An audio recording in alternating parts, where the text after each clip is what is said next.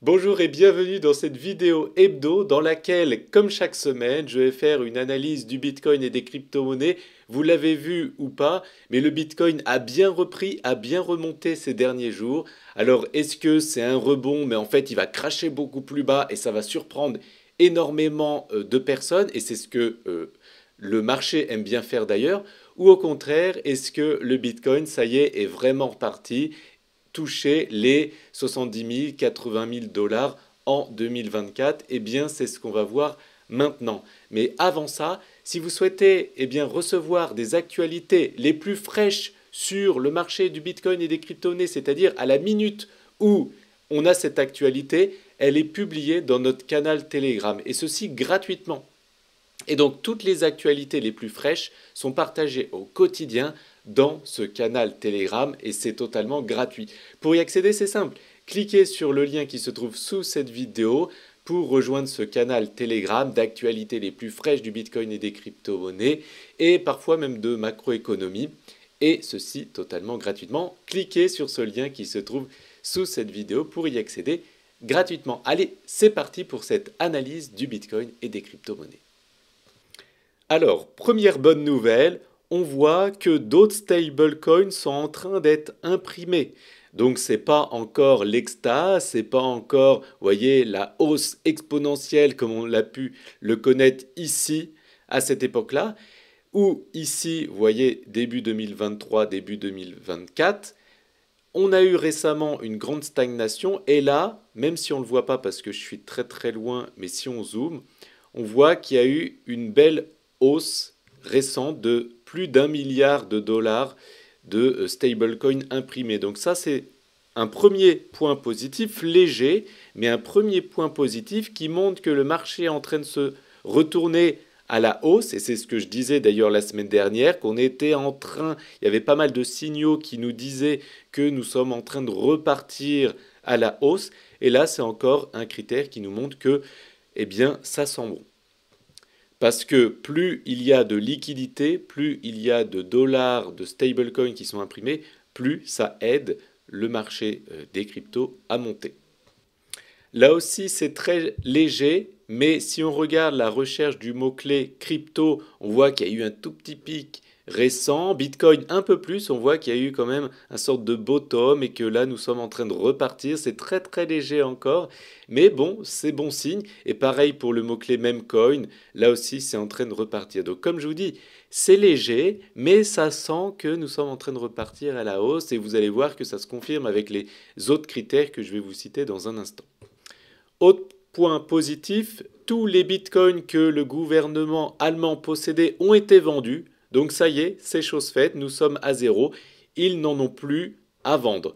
Donc par contre, il y a toujours le gouvernement américain qui possède énormément de bitcoins, à 213 000, mais bon, ça, ils peuvent les garder encore plusieurs années. On ne sait pas trop ce qui va se passer. Par contre, pour MTGOX, ils ont commencé à les vendre un petit peu, ou plutôt à les envoyer à leurs propriétaires, suite au hack qu'il y a eu avec cette plateforme, il y a de ça quand même pas mal d'années. Mais apparemment, on peut être rassuré parce qu'apparemment, ils vont être donnés à leurs propriétaires au fil des mois à venir. Et donc peut-être que si ça se fait tranquillement durant la hausse, le marché haussier à venir, eh bien peut-être que ça ne se sentira pas beaucoup au final. Concernant l'achat d'ETF Bitcoin Spot, c'est très très positif. On a eu énormément de ventes, eh bien c'était ici au mois de juin, mais vous voyez que là nous sommes en train de réaliser énormément d'achats, ce qui aide le marché à repartir à la hausse, donc ça c'est très positif. Ensuite, concernant l'inflation au niveau des États-Unis, c'est très très positif puisqu'elle est en train de chuter énormément, ce qui fait d'ailleurs euh, baisser le dollar américain, donc monter les actifs risqués. D'ailleurs, ce soir à 20 heures, vous pouvez participer à un live totalement offert dans lequel je vais parler de la macroéconomie, et je vais dézoomer au niveau international pour savoir est-ce que vraiment toutes les planètes sont alignées. Vous savez, la macroéconomie, c'est la partie émergée de l'iceberg. Là, je vous parle uniquement de la partie C'est la partie immergée de l'iceberg. Là, dans cette vidéo, je vous parle uniquement de la partie émergée de l'iceberg. Donc, si vous voulez un live en complément de cette vidéo, pour savoir si vraiment toutes les planètes sont alignées et pas la moitié, pour que nous repartons dans un marché haussier, eh bien, rejoignez le live ce soir à 20 heures, dans lequel, comme je viens de l'évoquer, nous allons parler de la macroéconomie principalement. Et c'est très important parce que c'est ce qui fait la pluie et le beau temps sur les marchés financiers et le marché des crypto-monnaies. Donc cliquez sur ce lien qui se trouve sous cette vidéo pour activer l'alerte et venir ce soir au live à 20 heures. Ou sinon rejoignez le Telegram, j'en parlerai de toute façon, je communiquerai le lien du live aussi sur le Telegram. Donc vous avez les deux liens sous cette vidéo. Concernant le Fear and Greed Index, on a eu une semaine de peur et donc c'était une semaine où fallait investir. Je vous l'ai évoqué la semaine dernière lors de ma dernière vidéo. Vous voyez, nous étions à un niveau très très bas et j'avais dit que ça sentait la fin de la baisse. Et donc vous voyez, on est remonté à l'euphorie. Donc un peu trop fort, hein. Vous voyez, on est passé de très vite de très peur à très euphorique. Donc c'est un peu trop excessif et on va en parler un petit peu. Peut-être que ça peut chuter à court terme. Si on regarde le nombre de téléchargements de l'application Coinbase, eh bien on voit que c'est en train de stabiliser, voire un peu en train de monter. Donc là aussi c'est positif. Quand on regarde le CBBI, bah là, il a vachement dégonflé, donc ça c'est parfait, c'est reculer pour mieux sauter. Pareil pour le ratio de Sharpe, on a bien dégonflé, donc c'est reculer pour mieux sauter là aussi. Et quand on regarde le ratio entre les gens qui long, qui pensent que le Bitcoin va monter, et les gens qui short, qui pensent que le Bitcoin va baisser, vous voyez, on a eu enfin une grosse chute, et c'est ce que j'attendais depuis des semaines et des semaines. Là, on a eu enfin une grosse chute, donc ça veut dire que les gens longent moins et shortent un peu plus. Donc ça, c'est bien parce que ça veut dire qu'il y a plus de probabilité que le cours monte. On le voit ici, vous voyez, il y a à peu près 50% des gens qui longent et qui shortent. Et ça, c'est très bien parce qu'on était monté à 76% de gens qui longent. Et là, on a chuté à 53%. Donc ça, c'est bien, c'est beaucoup plus équilibré. Donc il y a quasiment autant de longs que de short. Donc ça permet de me rassurer sur le fait qu'on va monter plutôt que baisser. Pareil pour le taux de liquidation, vous voyez que là nous sommes pile au milieu entre les 50 000 et les 70 000. Donc ça c'est bien, nous sommes plus ou moins au milieu. Donc on voit qu'il y a énormément de milliards à aller chercher ici, je crois qu'il y a à peu près 10 milliards. Mais ici c'est beaucoup plus, il y a peut-être 20 ou 30 milliards à aller chercher ici. Et comme nous sommes au milieu, bah peut-être que nous n'allons pas aller chercher ces 50 000 dollars ou moins, puisque au final, nous sommes au milieu de toutes ces liquidations. Et au contraire, vous voyez, à court terme, on a plus d'argent à aller chercher ici. Vous voyez, il y a plus de jaune, de vert, que ici, il n'y a plus rien à aller chercher, sauf toucher les 50 000. Donc du coup, là, il y a plus de probabilité qu'on ne fasse pas un plus bas. Il y a plus de probabilité que on ne fasse pas un plus bas. Ça ne veut pas dire qu'on ne peut pas chuter, parce qu'on pourrait chuter peut-être au même niveau que précédemment les 53 000, mais logiquement, il y a de bonnes probabilités qu'on ne fasse pas un plus bas. Et on va préciser ça dans un instant. Pareil, quand on regarde cet indicateur, est-ce que les gens shortent les crypto-monnaies? Bah oui, il y a énormément de bleu, donc les gens shortent énormément les crypto-monnaies, et ça c'est bien parce que ça veut dire qu'on ne va sûrement pas chuter ou pas beaucoup. Quand on regarde la dominance du Bitcoin, on voit, et je vous avais dessiné ça depuis des semaines, normalement, la dominance du Bitcoin ne va pas tarder à cracher. On voit que là, ça chute, et là, on voit que ça monte. Donc, il y a une divergence qui fait que le Bitcoin, normalement, sa dominance va chuter. Et là, pareil, il y a un essoufflement de la hausse de la dominance du Bitcoin. Donc, l'altcoin season, la vraie, logiquement, va pas tarder du tout. Logiquement, elle arrivera quand le Bitcoin dépassera ses anciens plus historiques, donc dans les 74 000 dollars. Là, on va vivre logiquement une magnifique altcoin season d'ampleur. Pareil, quand on regarde le total 2, c'est-à-dire le total de toutes les crypto-monnaies hors du Bitcoin comparé au Bitcoin lui-même, on voit que le marché des crypto-monnaies, donc des altcoins, a énormément souffert, a énormément craché. Mais là, nous sommes sur une zone de retournement, une zone de convergence et entre plusieurs supports. Et on voit aussi que là, nous étions en train de monter et là, nous sommes en train de baisser. Donc là, pareil, il y a un essoufflement de la baisse des altcoins. Et donc, logiquement, ça sera au profit des altcoins. Donc, logiquement, les altcoins vont surperformer le Bitcoin dans les jours, semaines à venir. Je vous avais dessiné ça la semaine dernière. Vous voyez qu'il y avait une super zone d'achat dans la zone jaune, mais qu'il est possible que nous faisions ce scénario orange. Vous voyez, j'avais dit que le rebond n'allait pas retenir, qu'on allait cracher et ensuite potentiellement faire ce que j'ai dessiné en orange. J'avais ça en tête, vous voyez, cette forme de week off. Donc c'est plus ou moins ce qu'on est en train de faire. Donc voilà ce que j'avais dessiné. Et quand on regarde le RSI, il y a une divergence haussière. Vous voyez ici, ça chute, tac tac, et ici, ça monte. Donc il y avait une légère divergence haussière.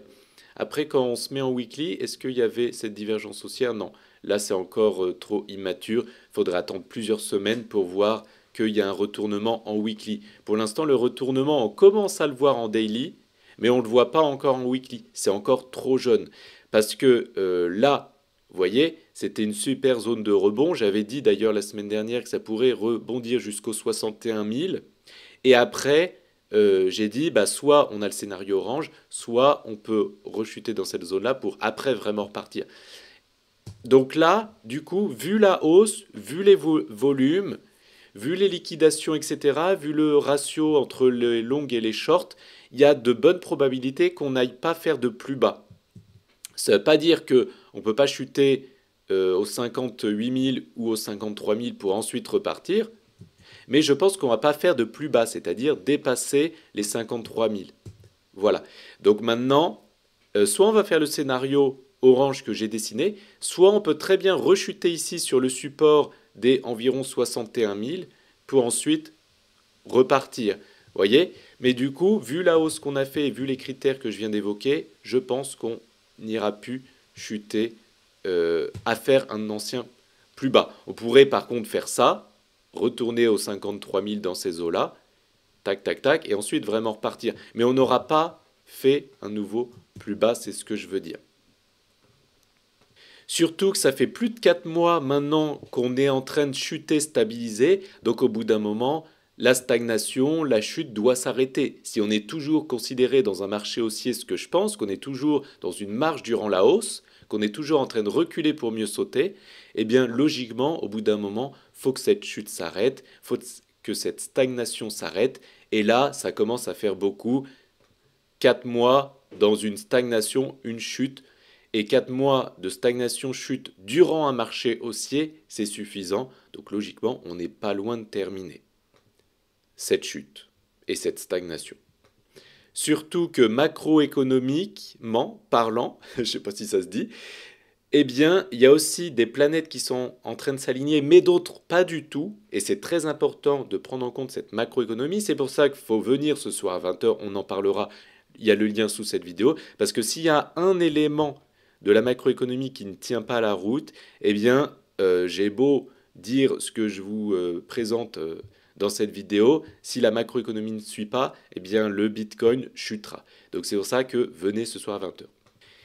Et comme vous le savez, chaque semaine, j'analyse une crypto que vous avez mentionnée dans les commentaires. Donc n'hésitez pas à poser vos questions d'ailleurs dans les commentaires. Ou si vous avez une crypto que vous souhaitez que j'analyse, eh bien je le ferai la semaine qui suit. Donc là, on m'a demandé une analyse de Clore AI. Donc une crypto d'intelligence artificielle qui est sûrement à fort potentiel. Donc là, on voit le cours. Si je me mets en non logarithmique, on voit que elle a eu 2 gros pumps et qu'elle a bien craché en ce moment. Donc généralement, il faut racheter dans des zones de rechargement. Donc ce que je peux faire, c'est que je peux prendre un retracement de Fibonacci. Je prends ici le support, les fondations et ici le plafond. Et vous voyez, généralement, quand on est en dessous des 78,6% de Fibonacci, c'est la zone de rechargement. Donc là, on est sur une zone parfaite pour recharger.